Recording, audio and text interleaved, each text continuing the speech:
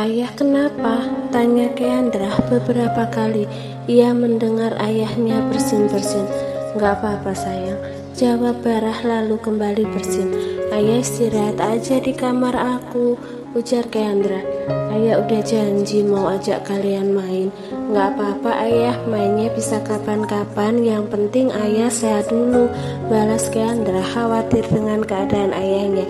Bara berpikir sejenak, badannya saat ini memang terasa tidak enak, padahal tadi pagi masih baik-baik saja.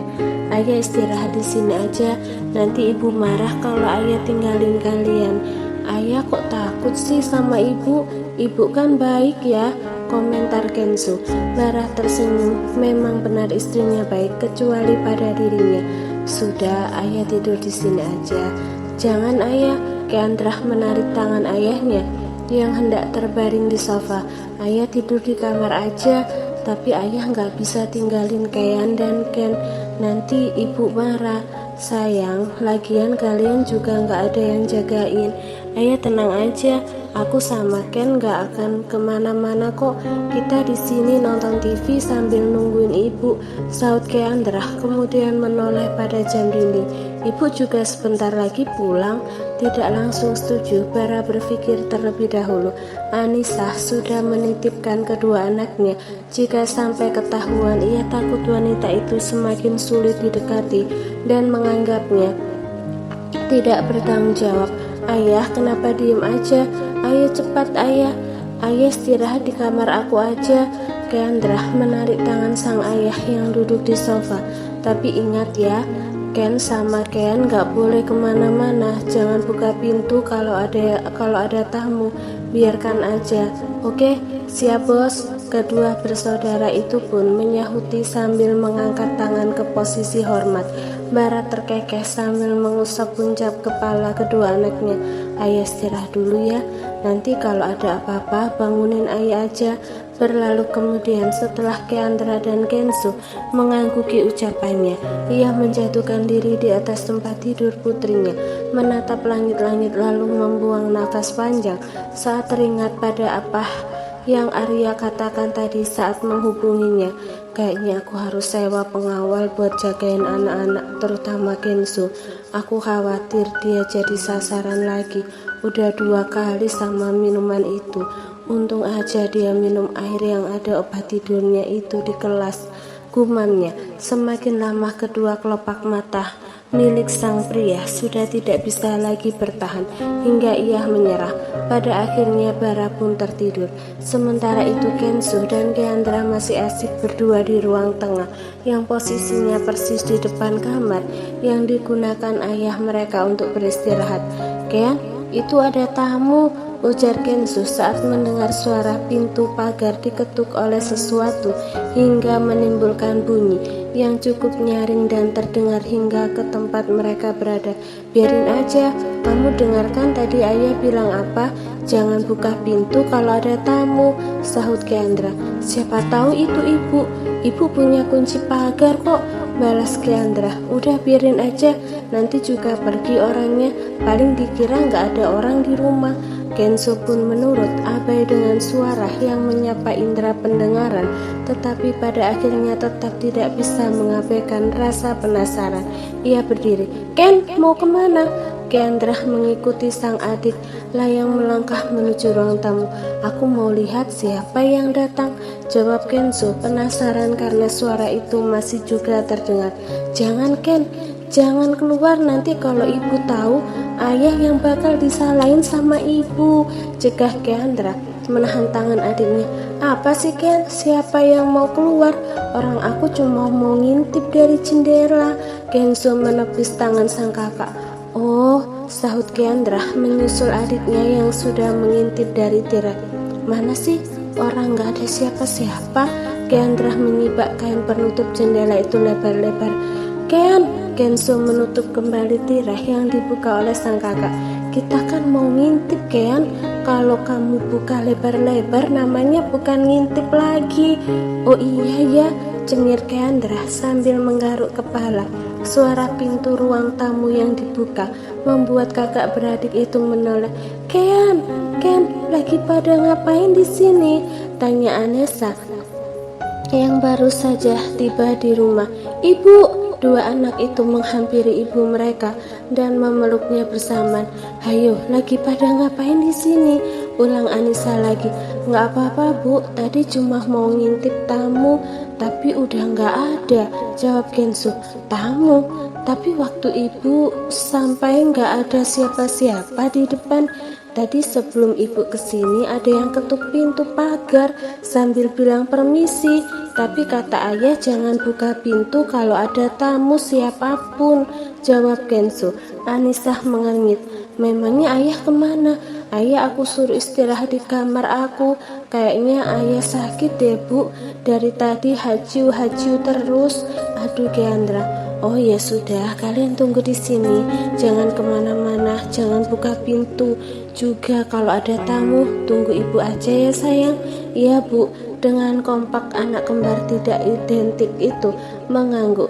Anissa berlalu setelah mengecup puncak kepala kedua anaknya. Saat melewati kamar Keandra, ia melambatkan langkah sambil menatap pintu yang setengah terbuka tetapi kemudian kembali berjalan menuju kamar. "Ken, coba lihat ayahnya, bangunin aja, mungkin ketiduran, ajak makan," ujar Anissa pada sang anak. "Iya, Bu." Kenzo pun pergi untuk membangunkan ayahnya, tetapi beberapa saat kemudian ia kembali. "Kata ayah makan duluan aja, Bu." "Ya sudah, ayo duduk, kita makan malam dulu," ujar Anissa. Kenzo duduk di samping sang ayah, berhadapan dengan ibu mereka. "Tadi siang ngapain aja?" tanya Anissa setelah menelan makanan.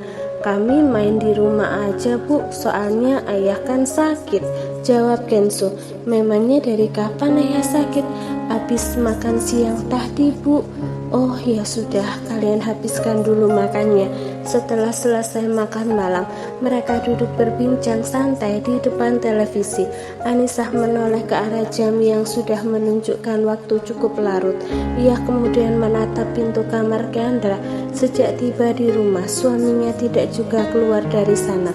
Wanita itu melihat kedua anaknya sedang asyik menonton, bangkit berdiri dan mendekati kamar tidur putrinya. Dengan mengendap-endap ia mendekati tempat tidur. "Apa dia sakit beneran?" gumam Anissa, kemudian menempelkan telapak tangan di kening pria itu. Matanya terbelalak karena merasakan panas di tangan. "Astagfirullah, aku pikir dia cuma bersin-bersin karena tadi malam tidur di luar. Aku khawatir Kenzo sakit karena angin malam. Malah bapaknya yang sakit," gumam Anissa. Ia kemudian keluar dari kamar. "Ken sama Kean nanti tidur di kamar ibu aja ya. Ayahnya demam, biar ibu kompres dulu," Anissa berkata sambil lalu. Kenzo dan Keandra saling bertukar pandang, kemudian segera pergi ke kamar untuk melihat kondisi ayah mereka. Kenzo meletakkan telapak salah satu tangan di kening sang ayah. Tangan lainnya diletakkan di keningnya sendiri. Dahinya berkerut membandingkan suhu tubuhnya dengan sang ayah. "Iya, ayah demam." "Helah, kan tadi juga ibu bilang kalau ayah demam," sahut Keandra sambil menepis tangan sang adik agar menjauh dari kening ayahnya. Ia pun ikut meraba untuk memastikan. "Kalian kok pada di sini?" Anissa muncul dengan membawa mangkuk berisi air dan juga kain untuk mengkompres suami. "Aku mau nemenin ayah, Bu," sahut Kenzo dengan raut cemas. "Aku juga," sambar Keandra. "Ken sama Ken mending tidur aja, istirahat, biar ibu yang nemenin ayah sambil kompres," ujar Anissa. "Tapi Bu, gak ada tapi-tapian," Anissa memotong ucapan putranya.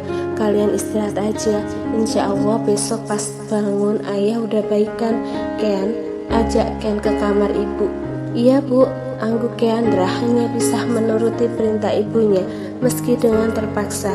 "Ayo Ken, kita ke kamar, kamu tenang aja, ibu pasti jagain ayah. Ibu juga suka jagain aku kalau aku sakit." Kenzo hanya mengangguk dan tidak menolak ketika sang kakak menuntun tangannya. Di ambang pintu ia sempat menoleh sesaat ke belakang di mana ayahnya berada, cemas pada pria itu. Sambil terkantuk-kantuk, Anissa masih merawat Bara dengan baik. Semua itu ia lakukan demi anak-anaknya yang telah ia janjikan bahwa ayah mereka akan lebih baik saat mereka bangun. Memasukkan lap kecil yang sudah menjadi hangat itu ke dalam air dan menempelkannya kembali di kening Bara.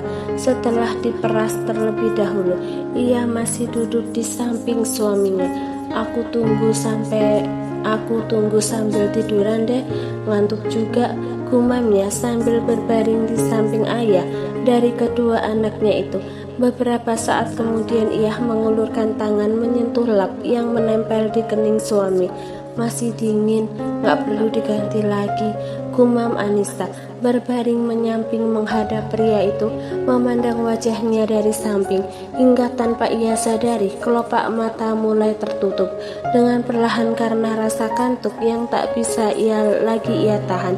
Waktu berlalu hingga saat menjelang pagi. Bara membuka mata, mengedarkan pandangan sembari mengumpulkan kesadaran, dan akhirnya ingat terakhir kali ia istirahat di kamar putrinya. Pria itu mengambil sesuatu ketika merasakan ada yang dingin menempel di kening. Dahinya berkerut ketika tahu bahwa itu sebuah lap basah. Ia pun menoleh ke samping. Untuk beberapa saat Bara tertegun seraya menatap sang istri yang sedang tertidur di sampingnya dengan posisi meringkuk tanpa selimut. Perasaan Bara campur aduk sekarang. Ada haru tetapi juga merasa bersalah. Selain itu, ia pun merasa senang karena ternyata sang istri masih peduli padanya. Ia berbaring menyamping menghadap ke arah istrinya, menyelimuti tubuh wanita itu menggunakan selimut yang sama. Yang ingin ia lakukan sekarang hanyalah menatap wajah damai istrinya. Aku minta maaf, aku banyak salah sama kamu. Aku tahu permintaan maaf aja gak cukup untuk menebus semuanya. Aku cuma berharap kamu mau memberi aku kesempatan untuk memperbaiki kesalahan aku di masa lalu. Bara sepenuhnya sadar bahwa ia salah dan ingin memperbaiki semuanya. Karena itu juga ia menunggu dengan sabar meskipun Anissa selalu mengabaikannya. Seperti kamu yang selalu bersabar dengan segala sikap burukku dulu, aku juga akan sabar menanti hingga kamu mau maafin dan nerima aku lagi. Perlahan Bara beringsut mendekati istrinya. Ia pun mengulurkan tangan hendak memeluk wanita itu cara diam-diam, tetapi tiap pasang bahwa sang istri membuka mata, ia pun segera berpura-pura menggeliat ketika menyadarinya. Anissa menatap curiga ke arah sang suami, tetapi tidak mengatakan apapun. Apa kamu yang memperas aku semalam? Bara bertanya setelah beberapa saat menunggu, sembari meredakan debaran di dadanya karena hampir saja ketahuan. Bukannya apa-apa, ia hanya tidak ingin sang istri berpikir bahwa dia memanfaatkan kesempatan dalam kesempitan, meskipun kenyataannya memang seperti itu. Menurut Mas? Anissa bertanya balik dengan nada dingin. Makasih karena udah mau merawat aku. Aku minta maaf karena udah merepotkan kamu. Aku juga nggak tahu kalau aku bakalan sakit. Tadinya aku cuma mau istirahat sebentar lalu ngajak Kenzo pulang, ujar Bara. Sekarang kan udah baikan, lebih baik Mas bangun dan secepat siap-siap untuk pulang, ujar Anissa seraya bangkit dan duduk di atas tempat tidur. Untuk sesaat ia tertegun ketika menyadari tubuhnya ditutupi selimut yang sama dengan suaminya. Ingatannya, tadi malam ia tidak sengaja tertidur ketika sedang menunggu. Mungkin aku lupa. Bisa aja tadi malam aku tiduran sambil pakai selimut karena memang udaranya dingin, gumam wanita itu di dalam hati. Anissa turun dari tempat tidur, kemudian berlalu keluar dari kamar putrinya. Sementara Bara hanya menatap wanita itu sembari tersenyum. Kalau bangun kumat lagi deh, judesnya.